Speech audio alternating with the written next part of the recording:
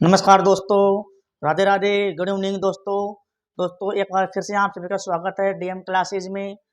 आज हमारा टॉपिक होगा राजस्थान की प्रमुख झीलों में पुष्कर झील के बारे में। आज हम चर्चा करने जा रहे हैं दोस्तों।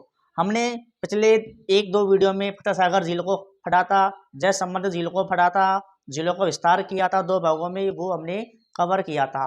दोस्तों आज हम पढ़ेंगे पुष्कर झील के बारे में। हमारा टॉपिक होगा पुष्कर झील। बात करते हैं पुष्कर झील की, तो दोस्तों सबसे पहले तो है पुष्कर, लिखते हैं हम पुष्कर। पुष्कर झील दोस्तों यह अजमेर जिले में स्थित है। अजमेर जिले में स्थित है और यह एक मीठे पानी की झील है। मीठे पानी की झील है दोस्तों। पुष्कर झील अजमेर जिले में स्थित है और ये एक मीठे पानी की झील है। बात करते हैं, आगे बढ़ते हैं, इसका निर्माण कैसे हुआ। माना जाता है कि इसका निर्माण ज्वालामुखी के द्वारा हुआ था। इसका निर्माण माना जा रहा है कि ज्वालामुखी के द्वारा हुआ था।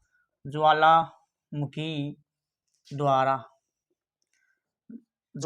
के द्वारा इसका निर्माण माना जाता है।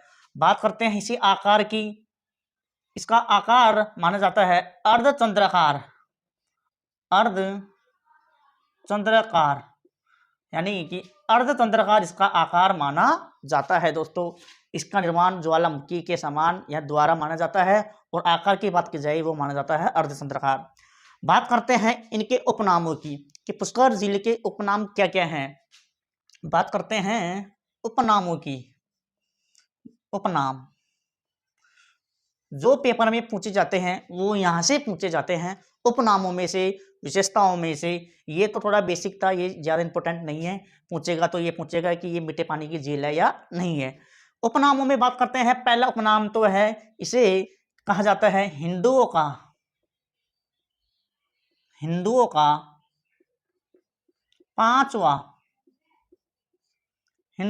पांचवा तीर्थ स्थल। दोस्तों पुष्कर झील को हिंदुओं का पांचवा तीर्थ स्थल के नाम से जाना जाता है। ये बहुत ही मोस्ट है, पेपर में बहुत बार पूछा जा चुका है। बात करते हैं 2 नंबर पर, आगे बढ़ते हैं। 2 नंबर पर ये क्या है, हिंदुओं का पांचवा तीर्थ। इसे कहते हैं, 2 नंबर पर बात की जाए दोस्तों, इसे तीर्थों का मामा भी कहा जाता है। इसको पुष्कर को ही कहा जाता है दोस्तों। तीर्थों का मामा भी पुष्कर को ही कहा जाता है। बात करते हैं 3 नंबर पर दोस्तों, इसमें कुल 52 घाट हैं। कितने घाट है?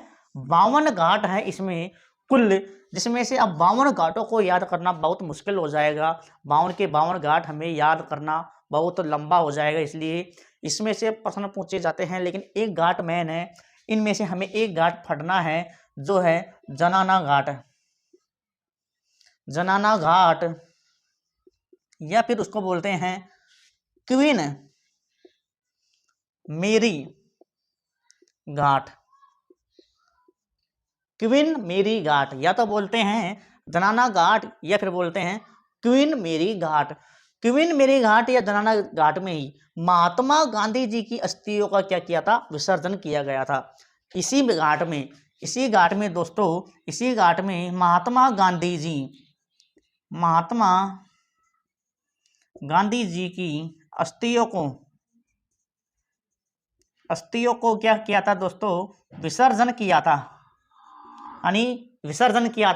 इसी घाट में महात्मा गांधी जी की अस्थियों का क्या किया था? विसर्जन किया था। यानी ये विशेषता अपने आप में मोस्ट है। उपनामों में बात ये आ गई। आगे बात करते हैं इनकी विशेषताओं की। बात करते हैं दोस्तों कि इसकी क्या क्या विशेषता है। यहाँ से भी पेपर में प्रश्न पूछा जाता है। पहली विशेषता तो यह है कि यह झील राजस्थान की सबसे पवित्र झील मानी जाती है। राजस्थान की सबसे पवित्र झील मानी जाती है। सबसे पवित्र झील मानी जाती है दोस्तों, ये पवित्र झील मानी जाती है। इसकी पहली विशेषता यह है कि यह सबसे पवित्र झील मानी जाती है।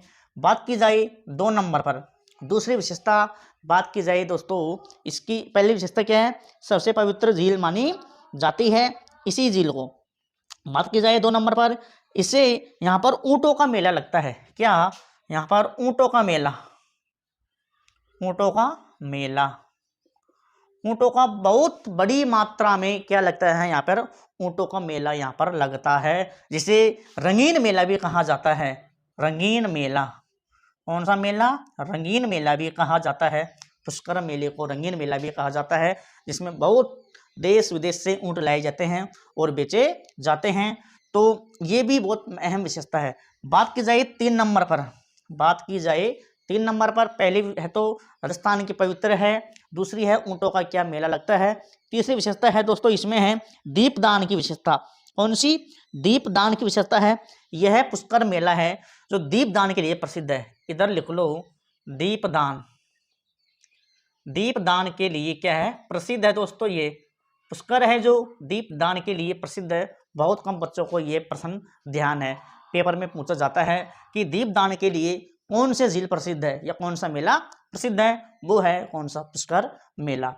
सभी को पता है और कि पुष्कर झील में एक मंदिर भी है, एकमात्र ब्रह्मा जी का मंदिर। कौन सा? ब्रह्मा जी का मंदिर। ब्रह्मा जी का मंदिर स्थित है अजमेर पुष्कर में। एकमात्र ओनली ब्रह्मा जी का मंदिर कहाँ पर है? जो अजमेर में है, पुष्कर में स्थित है। ये प्रश्न पेपर में पूछे जाते हैं। ये बेसिक प्रश्न थे जो पेपर में पूछे जाते हैं और यहाँ से ही प्रश्न बार बार उठ के सामने हमारे आते हैं। हम कंफ्यूज हो जाते हैं, गलत कर देते हैं, लेकिन अब हमें आगे से इन प्रश्नों को गलत नहीं करना। और इसमें एक चीज़ और ख़ास बात यह है कि पुष्कर झील की सफाई हुई थी, इसकी सफाई का कार्य, इसमें सफाई हुई थी, पुष्कर झील की सफाई हुई थी दोस्तों। तो इसमें सफाई का कार्य कनाडा देश है, कनाडा की सहायता से किया गया था। कनाडा की सहायता से किया गया था। इसकी सफाई का कार्य काफ़ी दिन चला था, बहुत लंबे समय तक चला था इसमें कनाडा ने अपना सहयोग दिया और इसके कारण इसकी क्या हुई? सफाई हुई। सफाई के लिए बहुत पैसा खर्च किया जाता है, मशीनें आई, उसको पानी को हटाया, मिट्टी छानी, तब जाके सफाई हुई। आगे बढ़ते हैं। इसमें एक सावित्री माता का मंदिर भी स्थित है। कौन सा? सावित्री माता का मंदिर भी यहाँ पर स्थित है। सावित्री माता की बात की जाए, सावित्री माता का मंदिर भी इधर ही स्थित है। बहुत बार पूछा जा चुका है, सावित्री माता का मंदिर कहाँ पर स्थित है? अजमेर जिले में स्थित है, अजमेर में यानी पुष्कर में। यहाँ पर पुष्कर में सावित्री माता का मंदिर भी पुष्कर में है। और आपको इसमें अधिक जानकारी चाहिए, अधिक से पढ़ना है, विस्तार से पढ़ना है, तो हमारे YouTube चैनल पर जाइए। YouTube चैनल है, हमारी आईडी का नाम ये दे रखा है, हमने लिख रखा है, इस पर जाइए। इसको क्या करिए, गूगल पर या यूट्यूब पर सर्च करें, इसमें आ जाएगा सब्सक्राइब। इसको क्या करें? सब्सक्राइब करें। और इसमें एक आ जाएगा, एक ऑप्शन आता है डिस्क्रिप्शन, उसमें हर प्रकार की डिटेल हमने इसकी दे रखी है। उसमें आप जाके इसको पढ़े और अपनी तैयारी को मजबूत बने करे और अपने आप में इसमें क्या दे? टेस्ट दे। एग्जाम के लिए प्री टेस्ट देना अनिवार्य है, वो भी दे। तो मैं मिलते हैं और हम आशा करते हैं कि आपको ये सब समझ में आ गया होगा। मिलते हैं अगले भाग में, जब तक के लिए हम जय हिंद, जय भारत।